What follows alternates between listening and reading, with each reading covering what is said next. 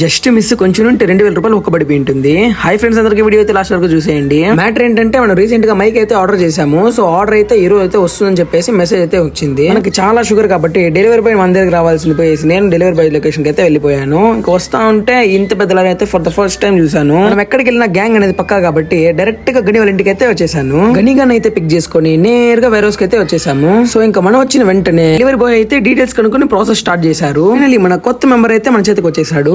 ఎక్కడ చూసినా మన పుష్ప అన్నకి ఫాలోవర్స్ తగ్గనే తగ్గరు. పుష్పరాజ్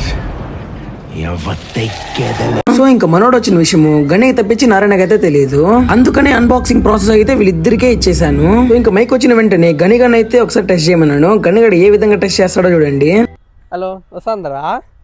మైక్ ఇచ్చి మాట్లాడరా అంటే అదేదో ఫోన్ మాట్లాడినట్టు చౌదరి పెట్టుకుని మాట్లాడుతున్నాడు. సరే కదా, మైక్ యొక్క రేంజ్ టెస్ట్ చేద్దామని చెప్పేసి అయితే అనుకున్నాము. అప్పుడు గనిగడు మాట్లాడిన మాటలకి మైక్ కూడా చచ్చిపోయి ఉంటుంది. ఇక వీడికి మామూలుగా ఇవ్వకూడదని చెప్పేసి రారా గని బండి నేర్పిస్తా అని చెప్పేసి వీడికి స్ట్రోక్లు ఇచ్చేసాను. బుల్లెట్ మీదొచ్చే బుల్ రెడ్డి.